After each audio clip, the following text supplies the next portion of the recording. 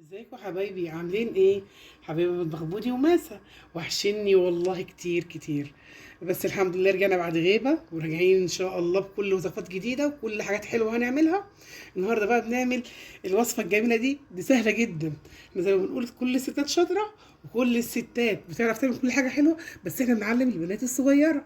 بنعلمها نعمل ايه النهاردة؟ اللفت اللي بنخليه في البيت بنظافة، وبنغسله وبنعمله بنظافة كده وبطريقه حلوه وهيعجبنا. والمعلقه السحريه اللي نحطه عليها، خليكم طبعا معايا الفيديو عشان احنا اخر حاجه نحط المعلقه السحريه اللي عليه، اللي تخليه يبقى مقرمش معاكي وطعمه حلو. ولو عايز عليه فتره يقعد، تابعي معايا الفيديو للاخر وهنشوف هنعمل ايه. نقول بسم الله الرحمن الرحيم. النهارده جايبين اللفت اهو، كتير في السوق ومتوفر اهو، جميل زي الفل. 3 كيلو ب 10 جنيه، مش غالي طبعا. احنا زي ما معودينكم ما بنحبش نشتري حاجه من بره، حاجه في البيت بنعملها. انا طبعا مقطعه منه عشان ما اطولش عليكم الفيديو، مقطعه منه شويه اهو. التقطيع ده طبعا حسب الرغبه. انا بقى هقطع قدامكم كده واحده عشان نشوف هنقطعها ازاي. طبعا هو بيجي فيه العرش بتاعه من هنا والتينه من فوق، بننضفه خالص من فوق من الطينه ونشيل العرش بتاعه من تحت. انا بحب اعمل معاه العرش بتاعه ده، ولادي بيحبوه، بحب اعمله. مش عايز ما تعملهوش ما تعملهوش، يعني ده برضو زي ما انت بتحبي. النهارده هنعمل اللفت، هنعمل البنجر اللي احنا كنا عملنا له حلقه مخصوص الجميل اللي ملناش غنى عنه اهو. والبنجر بتاعنا ملك الحلقه النهارده اللي ملناش غنى عنه في التلاجة، في اي وقت هتلاقيه. بصي انا مقطعه مكعبات اهو زي ما قلت لك، وهحط لكم اللينك بتاع الحلقه بتاعت البنجر في اخر الصندوق في الحلقه بتاعت النهارده، عشان لما تجيبيه وتلاقيه. بصي ده انا مقطعاه مكعبات اهو، وحطاه محضره له الميه بتاعته. الميه دي هتظبط الملح بتاعها، لازم الملح بتاعه يبقى مظبوط حسب الكميه. انا عامله 3 كيلو، طبعا بعد التوضيب والتنظيف بيديكوا 2 كيلو لان انا جايباه بعرش والكلام ده. والملح بتاعك هنحطه، هنظبط الملح على حسب الميه بتاعتنا. والمعلقه السحريه في اخر الفيديو هقول لكم هي ايه اللي هتخليه بقى يقعد معاكي مقرمش وجميل. طبعا في قطعات للترشي انا عندي، بس انا قلت ايه مش ممكن كنتش متوفره في كل بيت يعني، فانا هنقطعه عادي القطعات العاديه اهي. اي تقطيعه انت حباها تقطعها بالشكل ده، اي تقطيعه شوفي انت عايزه تقطعي ايه. وعندي قطاعه انا، بس انا قلت عشان مش ممكن ما تكونش متوفره في اي بيت، اللي هي بتاعت الترشي نفسها. هقطع لكم برضو بيها واحده واوريها لكم وتشوفوا شكلها ايه مع بعض. دي واحده اهي، شايفه بقى القطاعه اهي بتاعتنا، دي موجوده بتتباع في اي حته. اهي المشرشره دي اهي، دي بتاعت المحلات. شايفه اهي، دي التقطيعه اللي هي بتاعت الترشي الجاهز. عايز اقطعها كده بالشكل دوت بتبقى جميله جدا. نعمل كام واحده برضو معاكم تاني عشان تشوفوها. ما شاء الله، ده الموسم بتاع اللفت يا جماعه، ده الموسم بتاع اللفت. عايزه تجيبيه وهوريه اعمل لكم في حلقه تانيه الترشي اللي يعملوه رمضان. كل سنه وانتم طيبين، راجع هيهل علينا اهو. هعمل الترشي وهيقعد معاكي رمضان للفطار او للسحور، ما تشتريش حاجه من بره. ان شاء الله كل حاجه نعملها مع بعض كويسه. شايفين التقطيع عامل ازاي يا جماعه؟ التقطيع اهي اهي، شايفه زي الفل مع بعض. اكمل تقطيعتها مع بعض تاني. هو الفيديو خفيف وظريف، معطر لساننا زي ما قلنا، معودينكم مطبخ بودي وماسة. طول ما احنا واقفين نصلي على الرسول ونقول اللهم صل وسلم وبارك عليك يا حبيبي يا رسول الله. صدقيني كل حاجه بتعمليها بتبقى زي الحسن معاكي. انا غسلاه طبعا لما قطعته من الطينه، وهنرجع نغسله تاني غسله محترمه قبل ما نعبيه في البرطمان. خلاص اهو، تقطيعات برده معانا اهي. في السوق كتير ورخيص، ما تشتريش حاجه من بره. انت عاملاها بنظافه في بيتك وضمناها عشان ولادك وعشانك، فكل حاجه ان شاء الله يبقى ربنا ميسرها لنا نجيبها ونعملها. انا ما بشجعش اي حاجه من بره يا جماعه.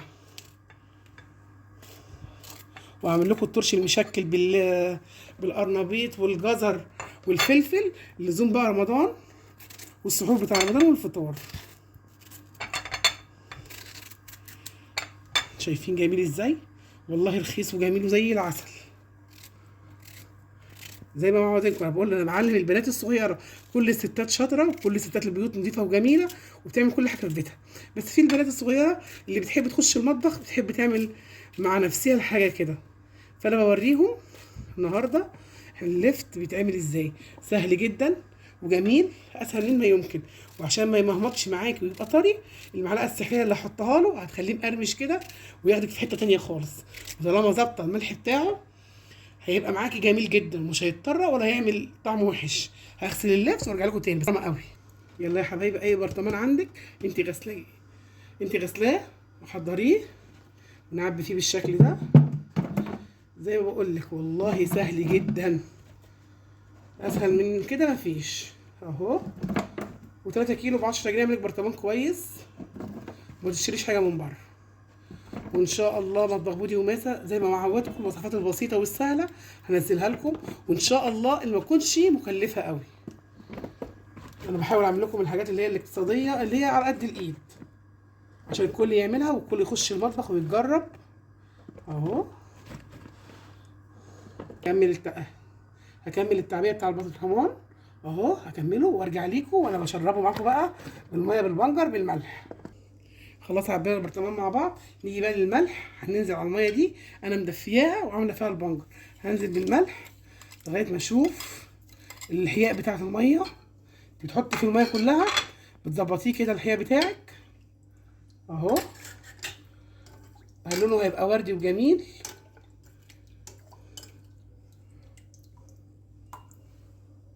كده، تمام قوي. الحياء بتاعه زي العسل كده مظبوط. هبتدي اعبي معاكم اهو. بسم الله الرحمن الرحيم. يلا بينا قول بسم الله الرحمن الرحيم اهو. الميه بقى انت عاملاها كلها مع بعض. انا نفسي اجيب حاجه اعبي بيها بقى. استنوا نجيب بقى كوبايه ولا مج، عشان ايه النبي عربي. جبت اهو مج اعبي بيه، اسهل واحسن. هميل البرطمان كده، تبتدي تعبي اهو. الميه دافيه جميله، مش سخنه، دافيه. هي على الاول خليتها سخنه سيكه عشان اللون يخرط معانا بتاع البنجر اهو. متنسيش بقى اللايك والاشتراك في القناه وتفعيل الجرس عشان كل جديد يوصل لك يا عسل. مطبخنا غير، احنا بنعمل الحاجه اللي مش بتكلف، الحاجه العاديه جدا والاقتصاديه جدا. شايفين بقى لونه حاجه كده عسليه. هنكمل بميه تاني عشان الميه في الطبق خلصت، وارجع لكم تاني. خلاص كده ما شاء الله. شو عملتي برطمان اللهم بارك قد ايه. شايفه الجمال والحلاوه والنظافه انت عاملاها في بيتك. نخش بقى على المعلقه السحريه اللي بحطها لمخللاتي وحاجتي وبخليها زي العسل اهي. معلقه السكر بتحطيها، ونحط واحده تاني اهي. حد يقول لي بنحط سكر على المخلل واللفت؟ اه طبعا، بتخليه يقرمش كده ومعاكي يقعد جميل زي العسل اهو. هنقفله ونقفل عليه يومين بالكتير، 3 ايام بالكتير قوي كمان. تعمليه كده اهو وتركيه. شايفه الجمال، شايفه الطعامه. قولوا ايه رايكم في الحلاوه دي، حلاوه مطبخ بودي وماسة اهو. عملنا حاجه مش مكلفه من مفيش، والقمر والحلاوه. كل الجمال ده يا جماعه عملناه بكام؟ ب10 جنيه. الجمال والحلاوه والطعامه والتوفير في مطبخك، اعمليه والكل هينبهر بيه.